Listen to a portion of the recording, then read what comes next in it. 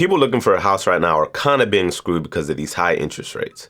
But there are some things that you can do to save tens or even hundreds of thousands of dollars on your mortgage interest. So I'm going to show you how. Let's go. Most people don't understand how much they're paying in mortgage interest every single month, or even what an amortization schedule is. Amortization is the process of paying off your mortgage through a regular principal and interest payment over time. And these payments, along with your taxes and your insurance, are bundled into what you see as your one monthly mortgage payment. Now, new homes weren't always amortized. In fact, before the 1930s, most homes required a 50 to 60% down payment, had a term of only 5 to 7 years, and a large balloon payment or a large one-time payment at the end to pay off the house. Now, as you can imagine, this is kind of hard, so it was tough for many people to get into a house. And home ownership rates were in the mid 40% range as opposed to the mid 60% range like they are today. During the Great Depression, the government introduced fully amortized loans to help stabilize the housing market, which had skyrocketing number of foreclosures at the time, and to also make it easier for people to afford a home. Amortization makes it easier to buy a home by spreading steady payments over a long term, letting you pay off your home slowly over time. Now, fast forward to today, nearly every home in the United States with a mortgage has something called an amortization schedule, which breaks down how much you will pay in interest versus principal every month until your home is paid off. Now, people typically get a 30-year term, which means you're making steady payments over 30 years. But what most people don't realize is that you're basically paying all interest in the first several years. You're making very little progress on your actual principal balance until much later down in the term. So let's look at an example schedule. Let's say you bought a typical $400,000 house and put $50,000 down. So you have a $350,000 mortgage. Your interest rate is 7.5%. When you look at the amortization schedule with your first monthly mortgage payment, you pay almost $2,200 of interest, but only $260 towards paying down your principal. That's nothing. 90% of your payments is going towards interest. So it's basically all just going to the bank, and it remains low for many years. It's not until year 21 that you start paying more towards your principal than you do interest. Then by the end of your term, it's flipped, and almost all of your payment is going towards paying down your principal. But this is only after decades of paying down your mortgage. But let's look what happens when you simply make one extra payment of $1,000 towards your principal. This first payment will move you 4 months further down your amortization schedule and save you over $8,700 of interest payments. So you paid $1,000 and saved almost $9,000. Sounds like a deal to me. Now let's say you got a $5,000 bonus from your job and put that towards your home. That $5,000 would skip you 18 months down your schedule and save you almost $40,000 in interest payments. Pay $5,000, save $40,000. Sounds like a great deal to me. So any additional money you throw at your mortgage, especially in the early years, really saves you a lot of money. So let's say you're really serious about paying off your house. You pick up a side job and you get to pay an extra $1,000 a month. Instead of 30 years, you would pay your mortgage off 16 and a half years sooner and save $321,000 in mortgage interest payments. That's a lot of money. Every payment you make knocks you further down your schedule and saves you a ton of money, especially if the extra payments are made earlier in the term, since that's when you pay off most of your interest. So now let's look at how you can use an amortization schedule to figure out how much extra payment you will save. But before we do, please subscribe, hit the like button, and share this video with anyone you know who owns a home and has a mortgage. It can really save them a lot of money. Plus, I'm kind of trying to get to 1,000 subscribers here, so click the subscribe button. Now, if you want to understand how much an extra payment will impact your timeline to pay off your mortgage or the amount you will save in interest, simply log onto your account to see what your balance is on your mortgage. Then, in the balance column of your amortization schedule, find the closest number to your actual balance.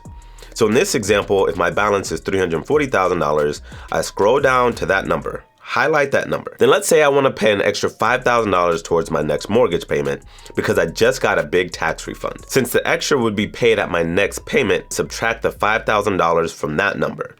That will put my balance around $335,000. So I scroll down to where the balance shows $335,000, and those are the payments that would be cut out. So in this case, that would be 14 months of payments. So my next payment would effectively be my October payment. To figure out how much interest you would save, just add up all the rows in the interest column for that same period. In this example, that $5,000 extra payment would save about $31,600 in interest. Again, these payments are a big deal. And this is how you can save a lot of money on your mortgage interest. Now, another issue causing people lots of money in interest payments is when you move to your next house. Remember what I showed you before, that in the beginning of your loan, all your money is basically being paid towards interest. When you buy another house or move up in house, even though you can put more money down because the equity you've built into the house, you still start the cycle over and start back at the beginning of a new amortization schedule. Now, most people stay in their homes on average 8 years. When people buy their next home, they typically increase the size of their house between 25 to 50%, and therefore increase the mortgage by about that much.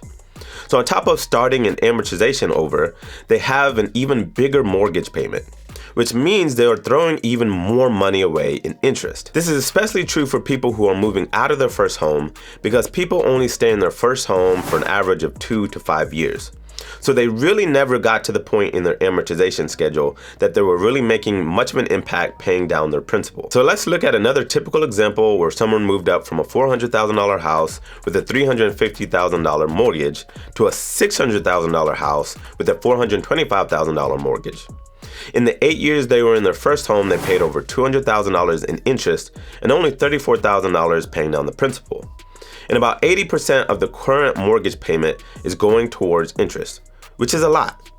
But now they move into a new home, get another 30-year term, which most people get a 30-year term.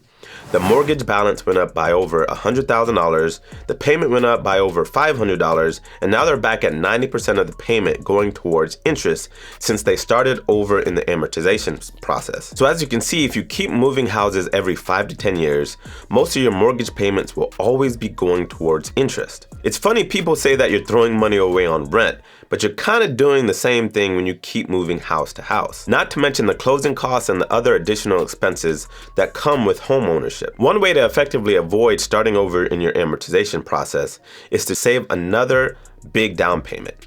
So if you save $50,000 in your first home, save another $50,000 to move up in house. The key is keeping your new balance the same or lower than your current mortgage balance. So let's go back to our example.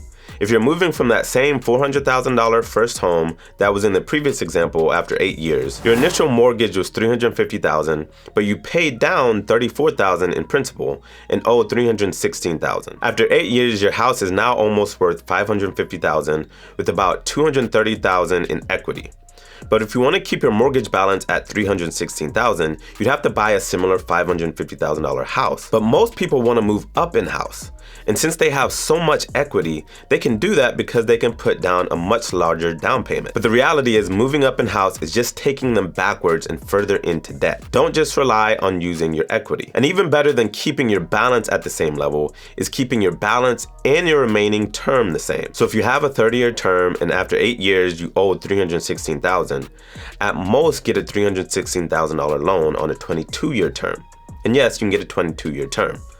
This will keep your payment and your mortgage balance about the same and keep you on the same path to paying off your house because you will effectively be in the same time frame on your amortization. As you can see here, the percent of your payment going towards principal versus interest is basically the same between year 8 of your current amortization versus year 1 of your new amortization schedule. And if you're okay to increase your mortgage payment, maybe even get a 15-year term or lower. The point is to not go backwards away from being free from a mortgage payment, because once you have no mortgage, life changes dramatically. And you definitely want to be free from a mortgage before you retire. If you just keep moving from 30-year mortgage to 30-year mortgage, you might not ever be free. So just something to think about. Again, subscribe to the channel and share if you like this content. Now, in addition to saving on your mortgage interest, if you also want to save on your car purchase, click this video right here.